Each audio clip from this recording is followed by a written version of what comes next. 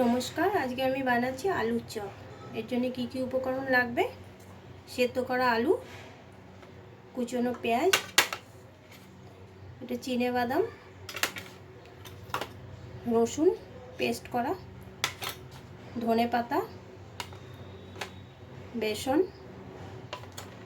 কুচনো লঙ্কা। প্রথমে আমি আলুর পুরটা বানিয়ে নেব। কড়াটা গরম হয়ে গেছে, এর মধ্যে আমি এখন পুরটা বানিয়ে নেব। এর জন্য সাদা তেল দিচ্ছি, আমি পুরোটা সাদা তেল দিয়েই করব।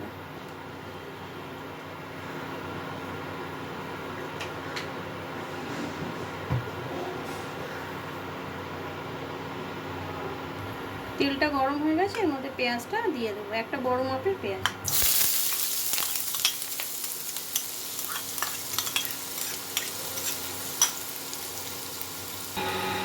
এবার এর মধ্যে আমি রসুন বাটাটা দিয়ে দেবো, পুরোটা দেবো না। এটার মধ্যে 3টে কাঁচা লঙ্কা কুচনো, এটাও দিয়ে দেবো, ঝালটা নিজেদের মতন করে নেবো।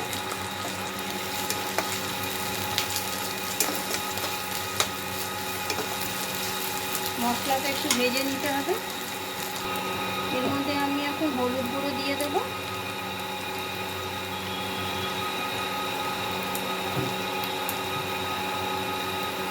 স্বাদ মতো নুনটা দিয়ে দেবো,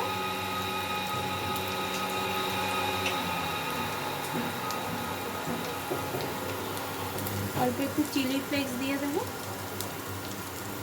চিলি ফ্লেক্স যার ঘরে থাকবে সে দেবে, না তো না থাকলে কোনো ব্যাপার না। চিনেবাদামটা শুকনো খোলায় ভেজে রেখেছিলাম, ওটা দিয়ে দিচ্ছি।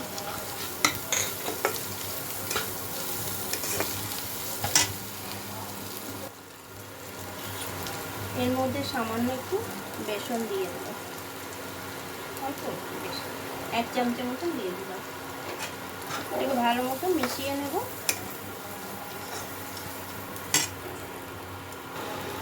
এর মধ্যে সেদ্ধ করা আলুটা দিয়ে দিচ্ছি আমি।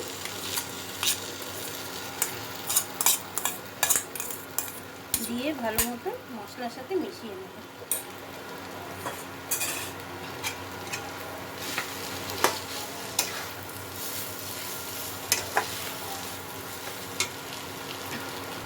এর মধ্যে সামান্য একটু গরম মশলা দিয়ে দিচ্ছি।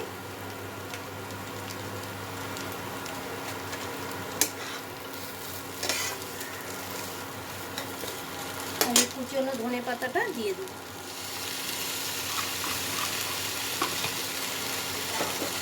এটা ভালো মতো মিশিয়ে আমি ঠান্ডা করে তারপরে চপটা তৈরি করব। আলুর পুরটা আমার রেডি। এখন একটা ব্যাটার তৈরি করে নিচ্ছি। এই যে 1 কাপ বেসন, এটা দিয়ে আমি একটা ব্যাটার তৈরি করে নেব।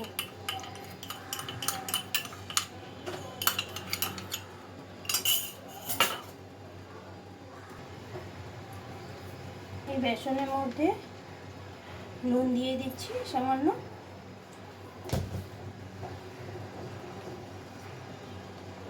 আর একটু হলুদ দিয়ে দিচ্ছি। এটা দিয়ে আমি এটা গুলিয়ে নেব।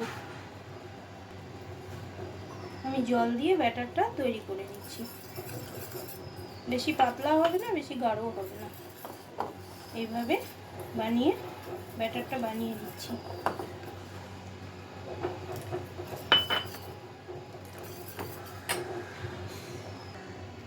ব্যাটারটা আমার তৈরি, বেশি পাতলাও না বেশি ঘনও না। ব্যাটারটা আমার তৈরি, আর এই আলুর পুরটাও ঠান্ডা হয়ে গেছে। এবার আমি হাতে একটু তেল লাগিয়ে নিলাম। এবার আমি চপগুলো গড়ে নেব।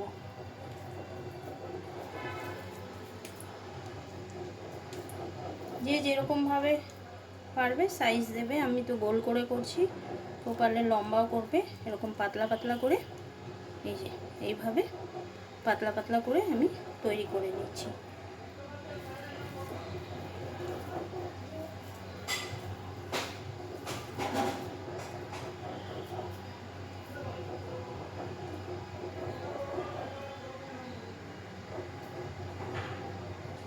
এই যে এইভাবে আমি সবগুলো করে দেখাচ্ছি।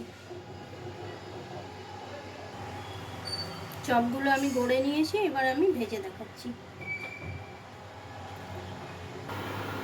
কড়াটা গরম হয়ে গেছে, এর মধ্যে আমি সাদা তেল দিয়ে দিচ্ছি।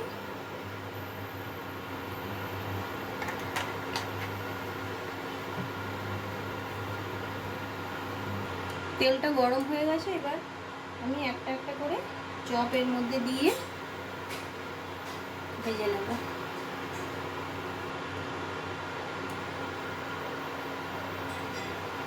বেসনের গোলা একটা করে এইভাবে দিয়ে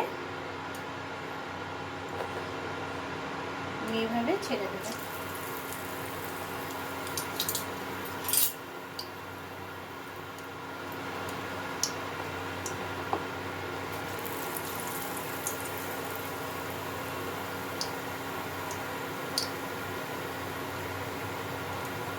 সবগুলো আমি এভাবে ভেজে নিচ্ছি, ভেজে নিয়ে দেখাচ্ছি।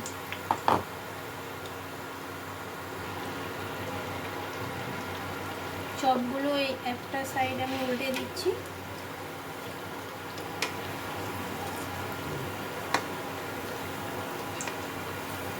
এগুলো ভালো মতন ভাজতে হবে কম আঁচে।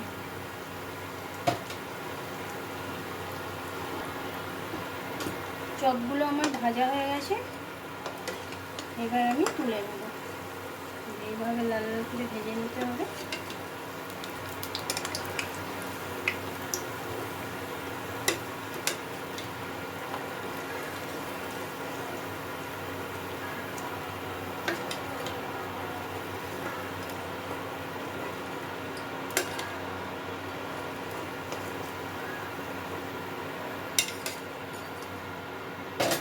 এই যে এইভাবে ভাজা হয়ে গেছে, আর বাদ বাকিগুলো আমি ভেজে দেখাচ্ছি। চপ আমার ভাজা হয়ে গেছে, আলুর চপ সস দিয়ে আমি সার্ভ করে দিয়েছি। যদি ভালো লাগে তো একটা লাইক করে দেবেন।